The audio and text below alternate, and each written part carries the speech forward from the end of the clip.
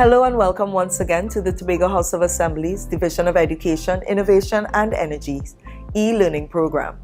Today we're going to be looking again at our communication studies, and my name is Kimmery Richardson Thomas and I'll be your facilitator. When you do your exams for communication studies, you module 1, paper 2.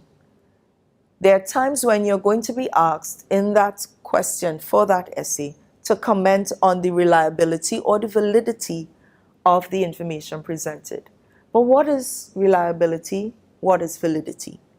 Reliability speaks about the consistency with which a method measures something. How consistent is it? It actually can be broken down and you're looking at who is collecting it or who's involved and where is it. Can you trust who is providing the information? Is the place that the information coming from a consistent type of source? Or is it that if it changes, then your content and your results would change? Validity looks at the accuracy with which a method measures what it is intended to measure. We are looking at the when and the what. The validity is talking about when was it collected? Can you trust the collection of it based on how long ago it was done? What was actually collected? Does the information that was collected, is it relatable to what you're looking at now? We're going to look at this in some more detail if we're going to compare reliability and validity. So we take a look at a comparison. Reliability. What does it tell you? Reliability tells us the extent to which the results can be reproduced when the research is repeated under the same conditions. Validity would tell you the extent to which the results really measure what they're supposed to measure. How is it assessed? Reliability is assessed by checking the consistency of results across time, across different observers, across parts of the test itself. So you can assess the reliability of a test if you did it today and you use the same methodology next month. Are you able to get the same results? You use the same methodology next year. Are you able to get the same results? That will tell you that your test is reliable. If you take a thermometer and you give it to 3 different doctors and they're testing the temperature of one patient, all 3 doctors should get the same or close to the same results because we understand that a thermometer is a reliable tool for measuring body temperature. Validity is assessed by checking how well the results correspond to established theories and other measures of the same concept. You want to be able to see if existing data collection theories, when you test your research against these theories, you're able to assess that it corresponds, it measures up. How do they relate? Simply put, a reliable measurement is not always valid. The results might be reproducible, but they're not necessarily correct. So it may not always be valid even though it's reliable. You can trust it, but it may not work under another situation. Validity. A valid measure is generally reliable. If something is valid, you can rely on it. If a test produces accurate results, then they should be reproducible. So let's see how this works. Reliability. You are conducting research on garbage disposal practices in your community. Which of the following would be reliable data sources? If you are looking at information regarding garbage disposal practices in your community, you want to be able to have data sources or participants who are familiar with the garbage collection processes in the community and who are part of the community. They either visit the community for that purpose or they live there. When we look at the options, the Prime Minister, would the Prime Minister be a reliable data source? Probably not, because he may not be collecting the garbage in your community. If your Prime Minister lives in your community, however, that may present a different slant. but if he does not, he may not be a reliable data source. Residents in the community. If they live within the community, they are in a very good position to give information about the garbage disposal practices within the community. So the residents in the community would be a good source. Persons in neighboring communities, they would be living outside of your community. Their garbage disposal practices may be different. Your garbage disposal, you may have persons coming to collect your garbage on Mondays, Wednesdays, and Fridays. But people outside of your community or in neighboring communities may have theirs on Tuesdays and Thursdays. So their experience would be quite different from yours. Books on garbage disposal. Books on garbage disposal would be secondary sources. And if you're conducting the research, you're looking here for primary data sources. You're looking for primary data sources, and books on garbage disposal will not speak specifically to your community. Community sanitation workers.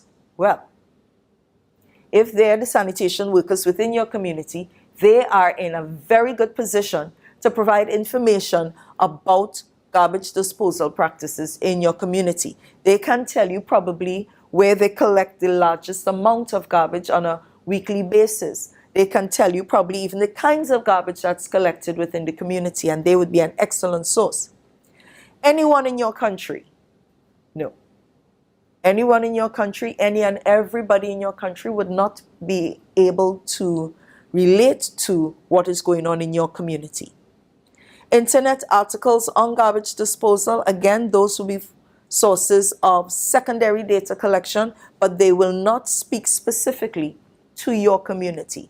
So if you're talking about reliable data sources, we're talking here about residents in the community and community sanitation workers being reliable data sources. So let's talk about validity. You are conducting research on the experiences of COVID-19 patients in Trinidad and Tobago. Which of the following would be valid data sources? So when we look at validity, you want to be able to have data sources that are now, that would speak to the current situation. So information from Trinidad and Tobago Customs and Immigration officers over the last 20 years. While our customs and immigration officers may be able to tell us who is coming in and if any of them may have had COVID, if it's looking at the last 20 years, it may not be quite valid because COVID-19 is a recent pandemic. It's a recent illness. And the information from the last 20 years would not be valid for the situation under investigation. Interviews with COVID-19 survivors in Trinidad and Tobago. This would be valid because you're hearing from persons who would have experienced the disease, the virus itself. These persons who would have survived it, they can tell you about their experience. And we know that once we are talking about COVID-19 survivors, we are not talking about any individual beyond, let's say, November 2019. Data on the numbers of persons who contracted the flu in 2018. While the coronavirus is a type of, or the flu is also a type of coronavirus, we know that the novel coronavirus that we speak of, the COVID-19, is a different type of virus. It is not an ordinary flu, and it's something that came upon the global, what we want to say, attention. It became on the global stage late 2019. So we're not looking for information in 2018. It's not going to be valid. Records from hospital personnel at the Couva Hospital for the period March to May 2020. This would be valid because these individuals during this period, March to May 2020, at the Couva Hospital, they would have specifically been interacting and engaging with COVID-19 patients. And during this specific period, they can give you information that would be specific to the research being conducted. Reports from hospitals in Jamaica for the period March to May 2020. Now, while it covers the same period that we're looking at, it's looking at a different territory. so that it's not going to be valid for the Trinidad and Tobago experience, even though it's looking at the same period. And these are some of the things that we weigh when we're looking at data sources, valid data sources. Is it applicable to the study under investigation? Now, your Module 1 exam, and we want to just touch on what it is you can expect as you prepare for this exam. Your Module 1 exam will cover Paper 1 content and Paper 2 content. We still have to review and go over Modules 2 and 3, but for the purposes of Module 1, you will have 45 items for your multiple choice. Within the 45, the first 7 will be your listening comprehension, and then you will continue with 12 additional, 12, 4 and 4, 8 additional, 8 to 12 additional that would be specific for Module 1. And then you're going to have your Paper 2 essay that will cover your Module 1 content. So let's see what that involves. For your Paper 1, multiple choice, your first 7 items will be based on listening comprehension. In our first session, we looked at effective listening. We looked at levels of comprehension. And this is where those skills are going to come in very handy. When you're given this question, your 7 questions, areas that you would be expected to focus on would be the writer's main idea. So when you're going to hear an extract that will be read to you twice, you're going to listen carefully, but bear in mind that traditionally, areas that you have to focus on would be to find the main idea of the extract. So it's a good idea going into your exam that you know already. Pay attention to the main idea. You will be given opportunities to jot things down while the reading is during that reading process. In fact, you're allowed time to make some jottings before, and then after the first reading, you can make some notes before you answer your questions. So know that you have to listen for your main idea. Know that you have to listen out for supporting details. What are those bits of information you're able to listen to that tell you they support the main idea? You will be required to listen out for your literary devices. So review literary devices. Understand how to listen for similes, metaphors, personification, onomatopoeia, hyperbole, aspects of other aspects of literary devices, because there will be examples of them in those first 7 questions. You have to listen out for sensory details, because you can have questions asking about imagery. There will be questions that might be asking about what examples that may have appealed to the sense of sight or the sense of hearing. There may be questions about it in those first 7 questions. You may have questions that talk about the tone or the mood. Be familiar with vocabulary that explain or describe tone and mood for the writer, as well, tone of the writer, mood of the reader. Then you may have questions that talk about the discourse modes. And we looked at modes of discourse in our second session. And with our modes of discourse, we spoke about pie. Is it persuasive? Is it informative? Is it entertaining? And how can you break it down into other components? What is the discourse mode being used by the writer for that piece that you listen to? So this is a handy tool to go into your exam being aware of, because most of your questions will surround that for the first 7 items in the multiple choice. Then you would have from items 8 to 15 in your paper 1 questions similar to this. So for example, and we just looked at research methods. So here's an example. The student council of your school has embarked on a research study in order to determine reasons for the decline in student participation in co-curricular activities at the school. This is a research method question.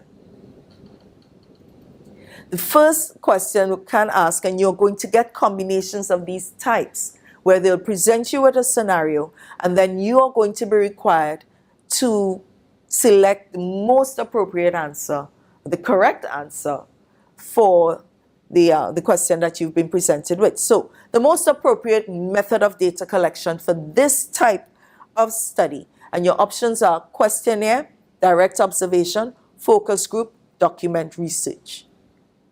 So if it's the student council looking at reasons for a decline in student participation in co-curricular activities, you want to be able to have a data methodology, a data collection method that would enable you to get as wide a participant group as possible.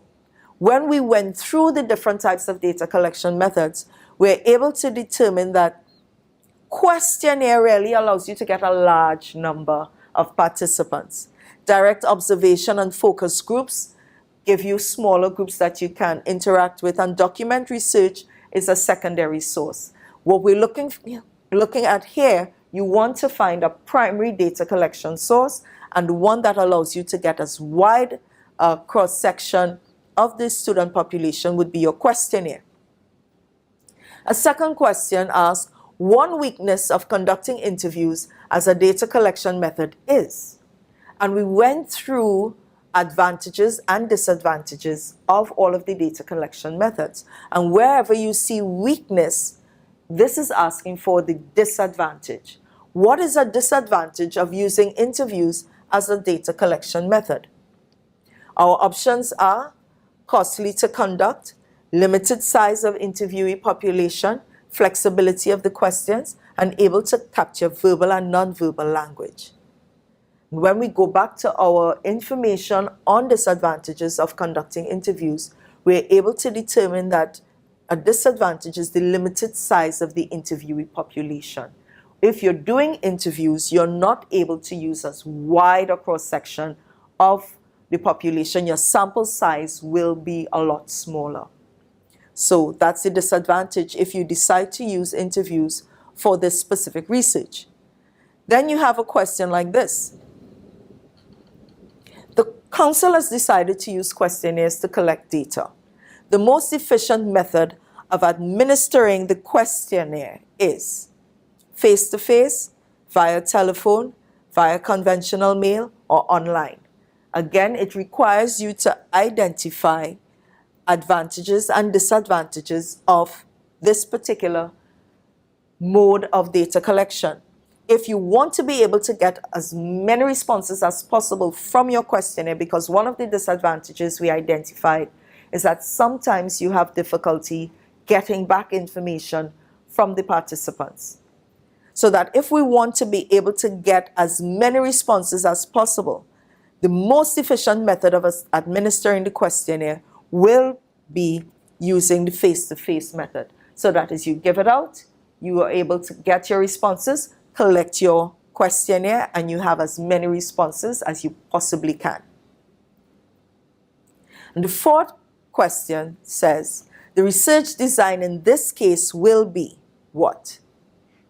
Because you want to be able, the Student Council wants to do research to determine reasons for the decline in student participation in co-curricular activities. It will involve, yes, the questionnaires, but questions that would also provide some explanation, that when they sit to do the analysis, they can write out information and collect rich, thick description. What you're going to end up with would be a mixed method. It's not going to be exclusively quantitative. It's not going to be exclusively qualitative either. It's going to be a combination of these two. It's not going to be ethnographic because the student council members are not going to lock all of the students in the school compound for a prolonged period and sit and observe and interact with them. People are going to go home when their maxi taxi reach. Yes. So it's not ethnographic. So then we are seeing that this is an example of mixed method at work. Paper 2. Paper 2, Module 1. These represent the kinds of questions that you will get for the paper 2 module 1 essay. Every time you get the essay, almost every single past paper we've looked at and other samples, you're going to be required to state the writer's main point in no more than 30 words. This is usually the very first thing that you're going to be required to do for this module 1 essay. State the main point no more than 30 words. After you've done that, you're going to continue your essay because you're going to ask to write an essay in no more than 500 words in which you refer to the writer's purpose. And that writer's purpose, again, is usually a topic. It's usually an area that is given in the exam. Know that when you're going into that exam room, you're going prepared to refer to the writer's purpose. Then you may have to discuss organizational strategies and language techniques.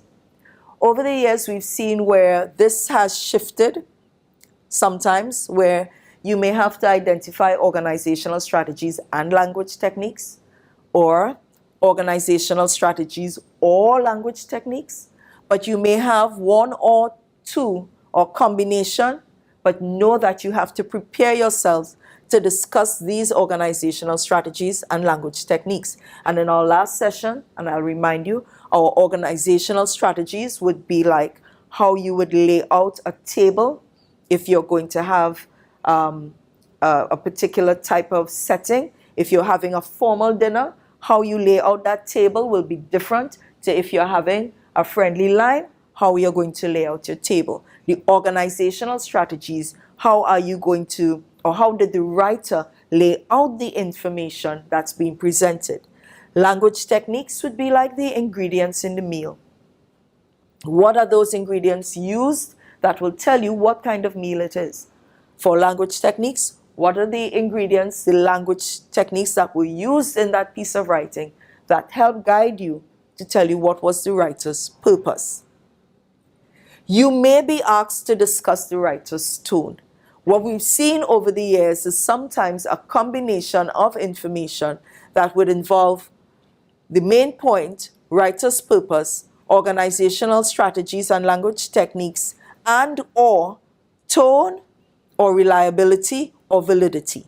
There may be a combination of any of these components here. And you would be asked to comment on it, discuss it, evaluate for the purposes of your essay. As we recap what it is we looked at today, today's objectives, we said that students would have been able to determine the appropriateness of data collection methods and instruments, evaluate the effect of primary and secondary sources on the reliability and validity of information, and apply content covered over the last 3 sessions to the Module 1 examination questions. We really want to thank you for tuning in once more as we conclude our Module 1 for CAPE Communication Studies. Join me in our next session as we start to explore our Module 2. So once again, thank you for joining us at the Division of Education, Innovation and Energy e-Learning Program. Goodbye.